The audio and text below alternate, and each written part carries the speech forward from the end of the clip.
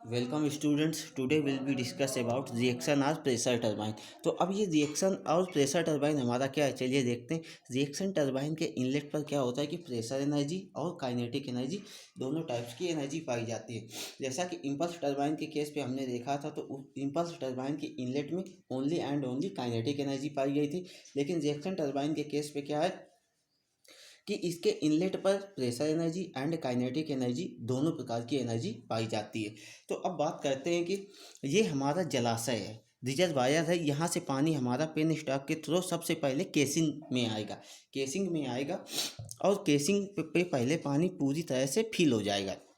Casing में पहले पूरी तरह से पानी फिल हो जाएगा और केसिंग को हम स्पाइरल केसिंग की तरह बनाते हैं, मतलब वायु रोधक बनाते हैं कि इस पर कोई भी एटमॉस्फेरिक प्रेशर कार्य नहीं करेगा। जो भी एटमॉस्फेरिक प्रेशर लगेगा तो केसिंग की ऊपरी सतह पर लगेगा, अपर सरफेस पर केसिंग की लगता रहेगा। फिर इसके बाद केसिंग के बाद यहाँ पर क्या लगा हुआ होता है, जब पानी फिल हो जाता है केसिंग में तो यहाँ पर गाइड फलकें लगी हुई होती हैं।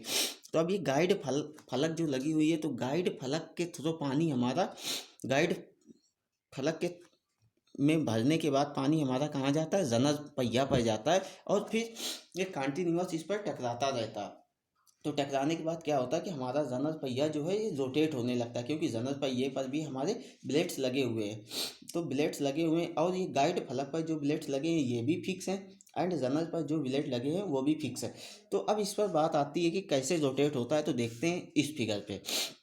यहाँ से पानी हमारा कुछ इस तरह से पानी आया, तो जलाशय से पानी आया, तो ये हमारा पेन स्टॉक है। तो अब पेन स्टॉक के थ्रू पानी हमारा सबसे पहले इस केसिंग में भरा। केसिंग पे भरने के बाद क्या हुआ कि केसिंग से जब पूरी तरह से भर गया और पानी का हमारा कंटिन्यूअस फ्लो हो रहा है, तो जब केसिंग का पानी हमारा यहाँ पर केसिंग में पानी हमारे पूरी तरह से भर गया, तो पानी भरने के बाद हमने क्या किया कि पानी हमारा पहुंचा कहाँ पर, गाइड फलक पर। गाइड फलक पर पानी पहुंचने के बाद क्या हुआ कि गाइड फलक में जो ब्लेड लगे हुए हैं, जो वैन्स लगी हुई है, वैन्स हमारी फिक्स होती हैं। तो अब ये फिक्स वैन से पानी हमारा अल्टरनेट वैन से, जब ये हमारा क्या है कि गाइड फलक है, तो गाइड फलक से होके जब पानी रनर पर पहुंचेगा, तो रनर से क्या है कि ये जो फलक्स लगी हुई होती हैं तो इसकी विड्थ एक समान होती है, इनकी चौड़ाई एक समान होती है, और ये फलके इस तरह से पानी हमारा रोटेट करती रहती है और अल्टरनेट फलक से पानी हमारा रनर पर पहुंचता है। तो जब रनर की वैन से पानी टकराता है तो रनर मूव करने लगता है, तो जब रनर पर पूरा पानी हमारा पहुंचता है, तो जब रनर के ब्लेड से हमारा पानी जो है वो टकराता है, तब पूरी तरह से वो काइनेटिक एनर्जी में चेंज होता है। अन्यथा जब यहाँ से पानी इस तरह से जा रहा है तो पानी हमारा कैसा है, प्रेशर, पानी में दोनों एनर्जी पाई जाती है, pressure energy and kinetic energy दोनों पाई जाती हैं। तो सबसे पहले बात करते हैं कि इस टरबाइन पर एक रनर होता है, जो हमें दिख रहा है कि ये रनर लगा हुआ है। फिर इसके बाद रनर के ऊपर ही एक कर्व, वक्राकार, सर्कुलरी वक्राकार कर्व के रूप पर यहाँ पर हमारी क्या है कि बहुत सी फलकें हैं, इस तरह से बहुत सी फलकें पाई जाती हैं। और यह रनर की परिधि के ऊपर एक पहिया लगा हुआ है, जिसे हम क्या बोलते हैं, गाइड फलक बोलते हैं। तो इस गाइड फलक से ये घिरा हुआ होता है, और गाइड फलक तथा रनर गाइड फलक और रनर जो होते हैं एक केसिंग से घिरे हुए होते हैं, जो वायु रोधक होती है, स्पाइरल केसिंग होती है। इस पर एटमॉस्फेरिक प्रेशर का कोई भी वर्क नहीं होता। तो अब देखते हैं कि सर्वप्रथम पानी जब हमारा इस तरह से आया, पानी हमारा जलाशय से होते हुए पेन स्टॉक के थ्रू कहाँ पर आया, केसिंग पे आया। तो केसिंग हमारी क्या होती है कि वायु रोधक होती है, और इस पर केसिंग में पानी हम भर देते हैं। तो जब केसिंग में पानी हम भर देते हैं, तो जब केसिंग में पूरा पानी भर जाता है, तब यहाँ से क्या होता है कि पानी गाइड फलक पे जाता है। तो पानी जब गाइड फलक में फिल होने के बाद पानी का कैसे निकलेगा, तो ये जो इसकी फिक्स्ड वैन लगी हुई है गाइड फलक पे, तो ये जो फिक्स वैन्स लगी हुई है, तो ये फिक्स वैन के थ्रू पानी हमारा रनर पर पहुँचेगा। तो अब ये जो फिक्स वैन्स हैं, तो इनकी विथ जो होती है सेम होती है, डिफरेंट नहीं होती है। लेकिन ये जो पानी का फ्लो होता है रनर पर, तो ये अल्टरनेट होता है। एक ब्लेड से पानी जा रहा है तो दूसरे से ना जाके फिर तीसरे से पानी जाएगा, तो इस तरह से अल्टरनेट पानी का फ्लो होता है। तो इस प्रकार इस पर क्या होती है कि दोनों प्रकार की एनर्जी पाई जाती है, kinetic energy and pressure energy, दोनों प्रकार की एनर्जी पाई जाती हैं। तो जब ये रनर पर पहुंचती हैं, तो पहले गाइड फलक तक तो क्या होता है कि pressure energy and kinetic energy दोनों प्रकार की एनर्जी पाई जाती है, जिससे जनर हमारा क्या करता है कि प्रेशर एनर्जी और दाब एनर्जी दोनों की ऊर्जाओं से शक्ति प्राप्त करता है। जैसे जैसे पानी फलकों पर जैसे जैसे धीमे धीमे जब पानी फलकों पर प्रवाहित होता है तो इसकी दाब ऊर्जा क्या होती है, गतिज ऊर्जा में बदल जाती है। जैसा कि मैंने बताया था कि गाइड फलक से पानी हमारा जब जनरल के ब्लेड से टकराएगा जाके, तो गाइड फलक पे तो जो पानी है, तो यहाँ पर अभी तो हमारे पास kinetic energy and pressure energy दोनों टाइप्स की एनर्जी है, लेकिन जिस समय ये इस ब्लेड से टकराएगा आके तो यहाँ पर हमारा क्या हो जाएगा कि काइनेटिक एनर्जी में चेंजमेंट हो जाएगा। प्रेशर एनर्जी जो भी है वो भी काइनेटिक एनर्जी में हमारी चेंजमेंट हो जाएगी। तो जब यहाँ पर कंटिन्यूअस पानी का फ्लो होता रहेगा तो यहाँ पर एक रिएक्शन फोर्स क्रिएट होता है। तो ये रिएक्शन फोर्स मतलब प्रतिक्रिया बल लगता है, जिससे हमारा क्या है कि जनरल मूव करने लगता है। तो जब जनरल मूव करने लगता है तो इससे पानी बहुत ही उच्च गति के साथ हाई स्पीड के साथ पानी बाहर निकलता है। अब जब हाई वेलोसिटी के साथ पानी बाहर निकलता है तो इस प्रकार टरबाइन के निकास पर ये जो हमारा पूरा टरबाइन है तो इसके निकास पर प्रवेश के समय से दाब कम हो जाता है। मतलब कि इनलेट पर जो प्रेशर था वो जब आउटलेट पे आएगा, जब इसका पानी रनर से टकराने के बाद पानी जो बचेगा तो वो उसके प्रेशर इनलेट प्रेशर से कम हो जाएगा। तो ये हमारा क्या था, रिएक्शन और प्रेशर टरबाइन। अब इस पर बात करते हैं कि ये पानी में ड्राफ्ट ट्यूब का क्या रोल है और ये टेल रेस का क्या रोल है।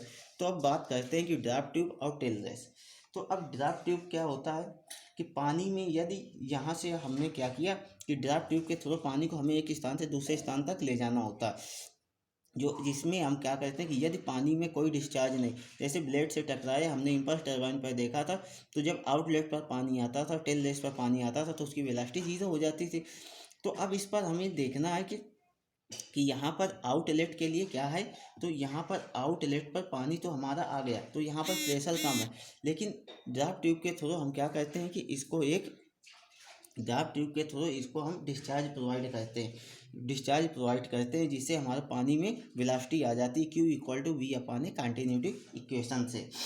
यदि टरबाइन के टेल रेस से ऊपर रखा है, यदि हमने क्या किया कि टरबाइन को टेल रेस से ऊपर रखा है, तब हमें क्या है कि ड्राफ्ट ट्यूब में एक डिस्चार्ज प्रोवाइड कराना होता है। ड्राफ्ट ट्यूब से एक विसर्जन को प्रोवाइड किया जाता है, जिससे यह निचला सिरा तल के नीचे, यदि जब टरबाइन हमारा टेल रेस के ऊपर रखा है तब हमें पानी में डिस्चार्ज प्रोवाइड कराने के लिए ड्राफ्ट ट्यूब की रिक्वायरमेंट होती है। और जब इसी पर टेल रेस पर ही हमारा टरबाइन रखा हुआ है और टेल रेस पर ही डूबा हुआ है तो हमें ड्राफ्ट ट्यूब की ज़्यादा रिक्वायरमेंट नहीं होती है।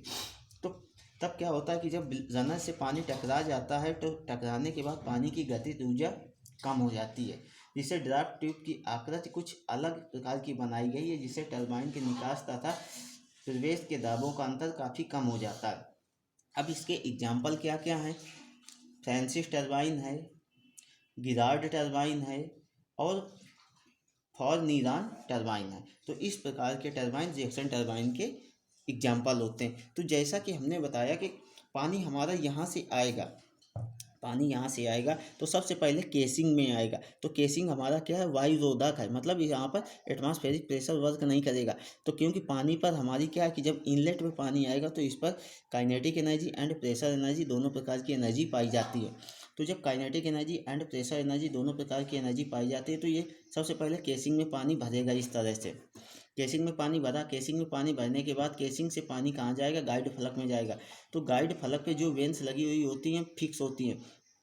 तो अब ये जो रनर है हमारा वो गाइड फलक के व्हील से कवर रहता है। फिर गाइड फलक से पानी कहाँ जाएगा, रनर पर जाएगा। तो गाइड फलक तक तो हमारे पानी में kinetic energy and pressure energy दोनों है, लेकिन जैसे ये ब्लेड से टकराएंगी, रनर के ब्लेड से टकराएंगी तो यहाँ पर ये जो प्रेशर एनर्जी है वो भी काइनेटिक एनर्जी में चेंज हो जाएगी और हमारा मैकेनिकल एनर्जी में कन्वर्ट होने लगेगा, क्योंकि रनर पहिया हमारा घूमने लगेगा।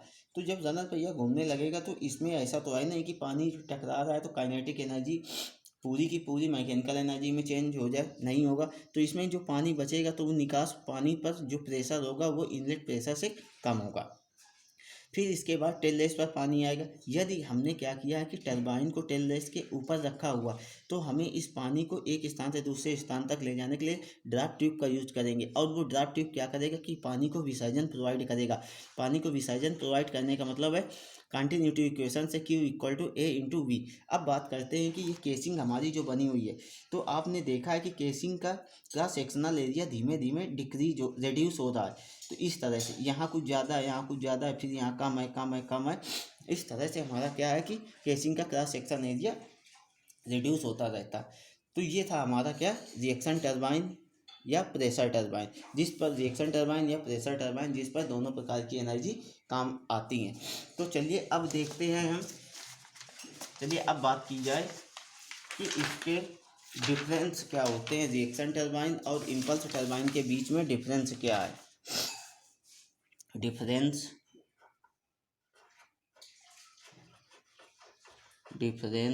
Between impulse and reaction turbine.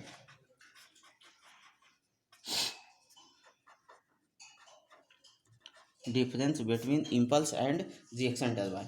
तो अब यहाँ पर हम बात करते हैं कि difference between impulse turbine and reaction turbine की। तो अब इसमें क्या क्या डिफरेंस है, चलिए देखते हैं। अब इसमें क्या है कि एक तरफ हमने लिख दिया इम्पल्स टरबाइन,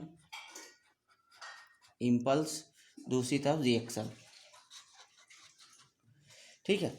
तो अब बात करते हैं कि जैसा कि हमने देखा था कि इम्पल्स टरबाइन के इनलेट पर क्या होती है, inlet available energy at inlet only kinetic energy हमारी अवेलेबल होती है इम्पल्स टरबाइन पे। अब रिएक्शन टरबाइन की बात करें तो available energy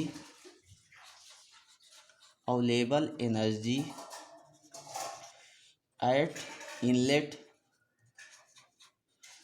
kinetic energy and pressure energy. तो मतलब इस इम्पल्स टरबाइन पर क्या होता है कि ओनली काइनेटिक एनर्जी, प्रवेश के समय पर काइनेटिक एनर्जी पाई जाती है। लेकिन रिएक्शन टरबाइन के केस पे क्या है कि काइनेटिक एनर्जी और प्रेशर एनर्जी प्रवेश के समय पे उपलब्ध होती है, दोनों टाइप्स की एनर्जी पाई जाती हैं। अब बात करते हैं कि इसके ब्लेड्स क्या होते हैं। तो अब इसमें जो ब्लेड्स होते हैं सम्मित होते हैं। इम्पल्स टरबाइन पे सिमेट्रिकल ब्लेड्स होते हैं,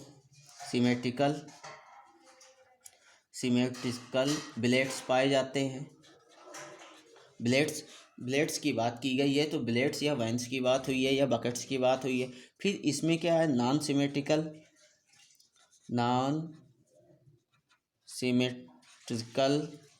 ब्लेड्स। मतलब नॉन सिमेट्रिकल का मतलब क्या है कि इसमें ब्लेड्स की सिमेट्रिक नहीं होती है, क्योंकि ब्लेड्स हमारे कुछ डिस्टेंस पे ज़्यादा होते हैं, विड्थ केवल इसकी समान होती है। फिर इसके बाद इसमें इम्पल्स में टेंजेंशियल फ्लो होता है, इम्पल्स टरबाइन में टेंजेंशियल फ्लो होता है, इस पर रेखीय प्रवाह होता है। इस पर रेडियल फ्लो होता है, इसमें रेडियल फ्लो होता है, त्रिज्या रेखीय प्रवाह होता है। और फिर इसके बाद इम्पल्स टरबाइन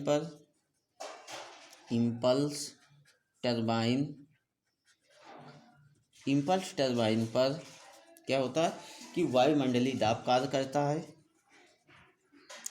वायुमंडलीय दाब, एटमॉस्फेरिक प्रेशर दाब कार्य करता है।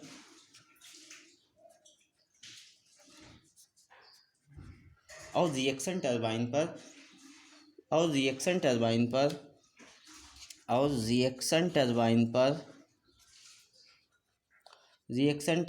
पर पानी के फ्लो में क्या होता है कि प्रेशर एनर्जी कन्वर्ट्स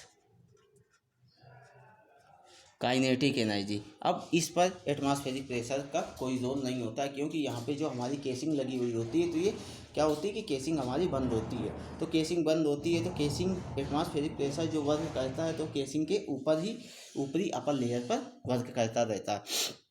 फिर इसके बाद बात करते हैं कि इस पर केसिंग में पानी भरा हुआ होता है कि नहीं। तो इम्पल्स टरबाइन में इम्पल्स टरबाइन में केसिंग में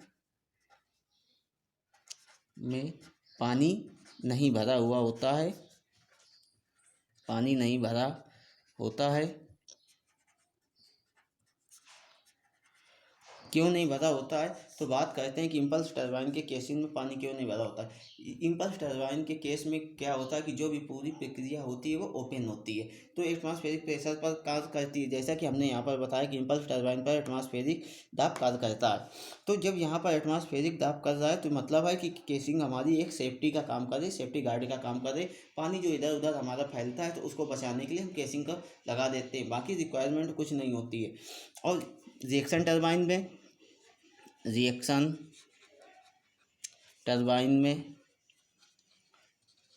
इन रिएक्शन टरबाइन तो यहाँ पर क्या होगा, केसिंग फुल ऑफ वाटर। अब इस पर क्या है कि रिएक्शन टरबाइन पर पानी हमारा ये जो केसिंग है तो ये हमारा पूरी तरह से फुल रहता है, पूरा भरा हुआ रहता है। अब इसके बाद बात करते हैं कि इसमें इम्पल्स टरबाइन में केसिंग ठीक है। इम्पल्स टरबाइन विदाउट केसिंग के चलती है, मतलब केसिंग नहीं लगा हुआ हो तो भी चलेगी। इम्पल्स टरबाइन विदाउट डेराइव्स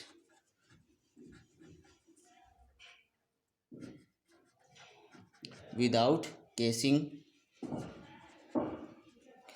और फिर इस पे क्या है कि ये केसिंग रिएक्शन टरबाइन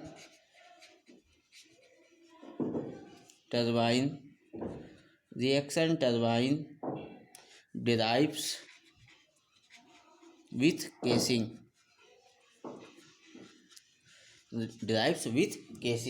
अब बात करते हैं फिर इसके बाद इम्पल्स टरबाइन की कैपेसिटी कितनी, इफ़िशियंसी कितनी होती है।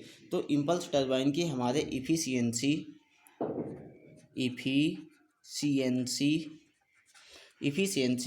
कितनी होती है, 86%। और रिएक्शन टरबाइन की इफ़िशियंसी 88%। तो इससे हमें पता चलता है कि ये जो इम्पल्स टरबाइन है तो इसकी इफ़िशियंसी रिएक्शन टरबाइन से कम होती है। तो चलिए देखते हैं पूरे एक एक पॉइंट्स। तो ये हमारा क्या है, impulse turbine and reaction turbine के बीच में डिफरेंस।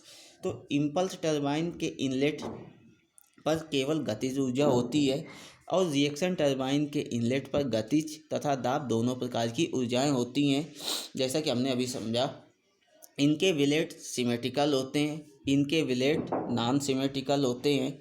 फिर इसके बाद तीसरा नंबर, इम्पल्स टरबाइन में स्पर्श रेखीय प्रवाह होता है, रिएक्शन टरबाइन में त्रिज्या प्रवाह होता है, मतलब रेडियल फ्लो टरबाइन होता है। इम्पल्स टरबाइन पे टेंजेंशियल फ्लो टरबाइन होता है।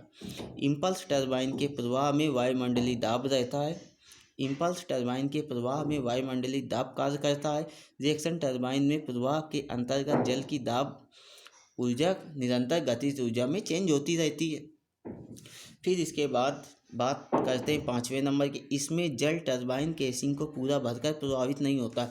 जैसा कि मैंने अभी बताया था कि इस इम्पल्स टरबाइन के केस पे जो भी जल केसिंग लगी हुई होती है तो उसकी कोई रिक्वायरमेंट नहीं होती और इस पर ये कोई भी हाइड्रोलिक फंक्शन को परफॉर्म नहीं करता, ये सिर्फ हम सेफ्टी गार्ड के लिए लगा देते हैं।